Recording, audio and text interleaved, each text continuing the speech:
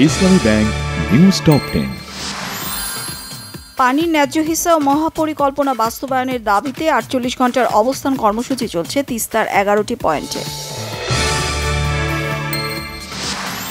অন্তর্বর্তী সরকারের সময় প্রশাসনের হাত দিয়ে ভালো নির্বাচন হবে, ডিসি সম্মেলনে আশা প্রকাশ করেছেন খাদ্য ও ভূমি উপদেষ্টা আলী ইমাম মজুমদার। অর্থ উপদেষ্টা সালাউদ্দিন আহমেদ বলেছেন, জোর করে কর হার না বাড়িয়ে করের আওতা বাড়ানোর চেষ্টা করতে হবে।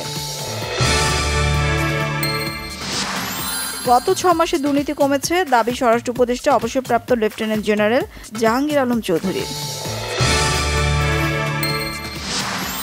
জুলাই আন্দোলনে রাজধানীর উত্তরায় মানবতা বিরোধী অপরাধের মামলায় গ্রেফতার দেখানো হয়েছে ঢাকা উত্তরের সাবেক মেয়র আতিকুল ইসলামকে।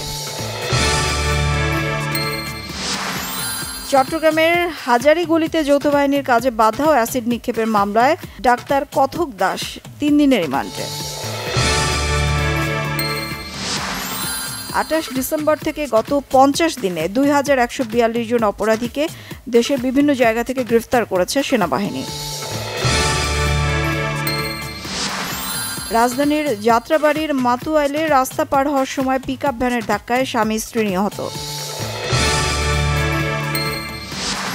পারমাণবিক উচ্চাকাঙ্ক্ষা এবং মধ্যপ্রাচ্যের প্রভাব কমাতে ইরানের বিরুদ্ধে একজোট হয়ে লড়াইয়ের ঘোষণা যুক্তরাষ্ট্র ও ইসরায়েলের।